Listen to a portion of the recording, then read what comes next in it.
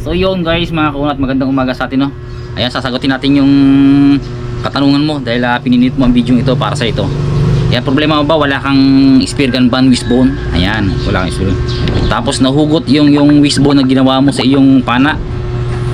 Anong klaseng wishbone ba ang ginawa mo? Ito tuturo ko sa iyo mga kaunat kung paano tayo gumagawa ng wishbone na hindi na nahuhugot kahit wala tayong ganitong klaseng wishbone. Ayan. Kahit ikabit mo pa siya sa 14mm na rubber, sa 16mm na rubber, ay hindi siya nahuhugot. Yan. Basta meron kang Dyneema lines, ito, Dyneema lines.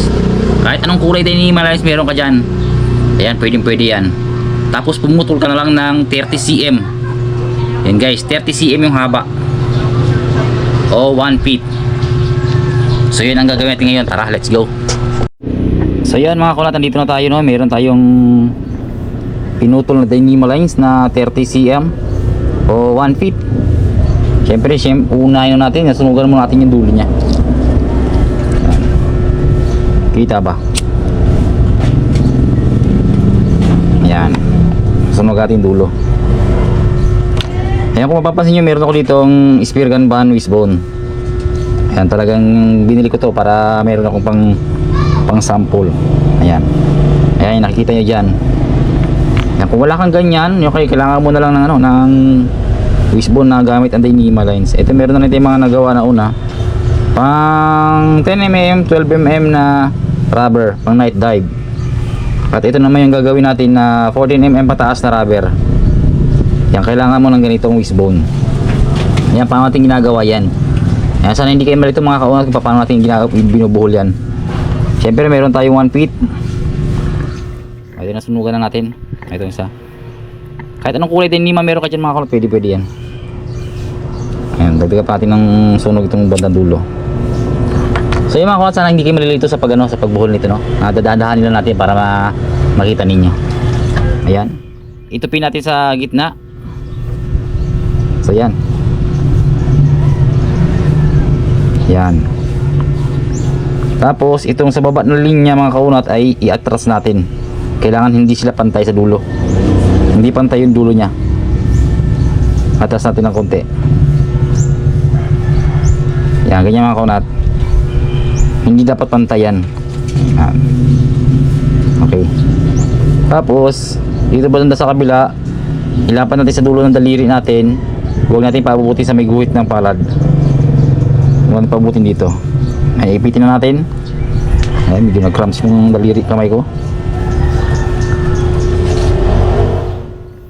Yan. Tapos ang unang gagawin natin ay itong banda sa ibabaw.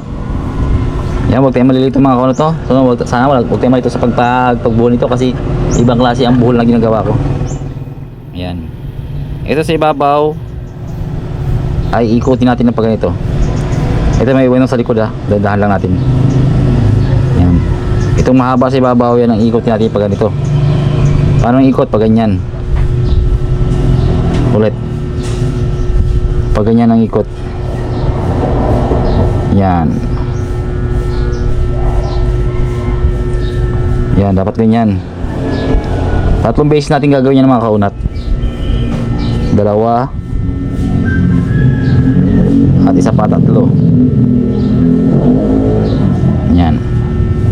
O kaya ganun ginawa natin mga kaunat kanina na nalampas ito sa dulo. Ito talaga yung matitira nya. Para may mahawakan natin para hilahin natin. So yung mga kaunat, no? Tatlong ikot.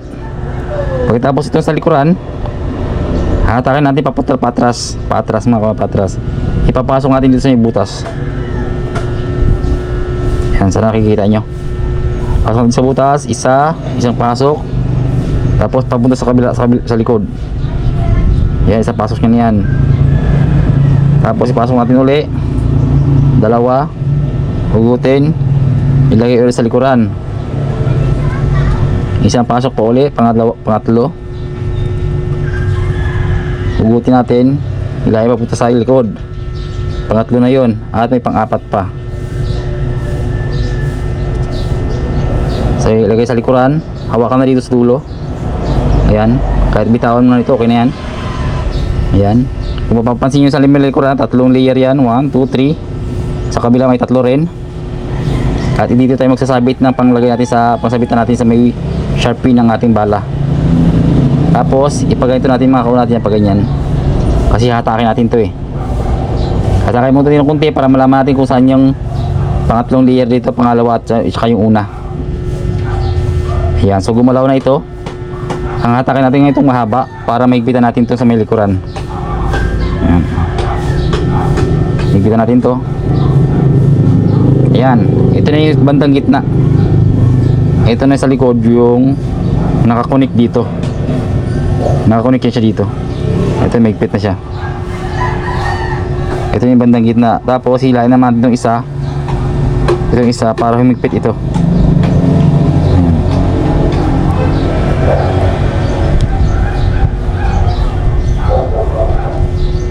Ayan, sana susundan nyo mga kaunat. Napakagandang klaseng wishbone itong ganitong klase pagkakabuhol. Ayan. Tapos hihilayan natin itong isa, itong huli.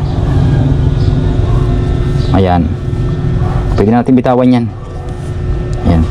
Papapansin nyo, tatlong layer yan. 1, 2, 3. Kabila 1, 2, 3 din. Yung pinakagrama niya mga kaunat ay parang bola ng volleyball. Ayan. Maganda itong klaseng pagka-wishbone mga kaunat. Ganitong klaseng pagkabuhol. Tapos, kailangan natin ng plies. Ilalagay natin ito dito. At itong nandito isasabit natin sa pako para maigpitan natin. Ayan, may pako tayo dito. Ayan.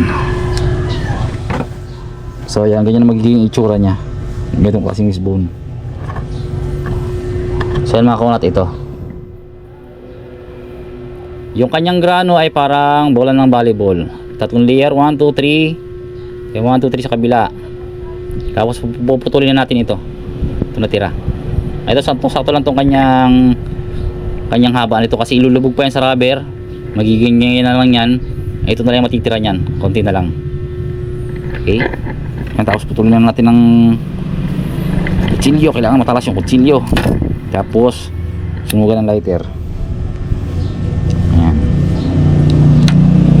So ito na siya mga kaunat. Tatlo na siya. Ayan. So yan. So yan siya, tatlo na siya. Ito ay pang 14mm pataas na rubber. Ito naman ay pang 10mm, 18mm, 10mm hanggang 12, 13. Ayan, yung 13 na rubber kasi madalang na ngayon eh. Pang night dive na wishbone. Ito pang day dive na wishbone. Ayan, kung wala kang ganito, ayan, ito na. Itong klase pagkakabuhol na wishbone. Ayan. Tingnan natin yung mga kaunat to. Ito kasi yung sumasabit sa ipinapasok sa loob ng rubber. Ayan, yung laki niya. Ay, di ba mas malaki pa ito? Yun sa ginawa natin na Dyneema lines. Ayan. So kung wala ka talagang ganito, yan, ito nang gamitin mo. Basta wag mo lang kalimutan yung ginawa natin kung paano tayo nagbuhol ng wishbone na ito. So napakasulit ito mga kaunat. Hindi ito mahuhugot basta mahigpit ang pagkakatali mo. Pag nasa pas mo sa rubber, ganyan yan. Yan, pagkapas mo sa rubber yan.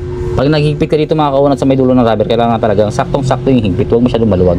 Kahit lagyan mo pa ito ng oil, ipasok mo doon sa mga 1.5mm na butas ng rubber o kaya 2. Kasi sa akin 2mm yung butas. Yan, hindi nahuhugot yan.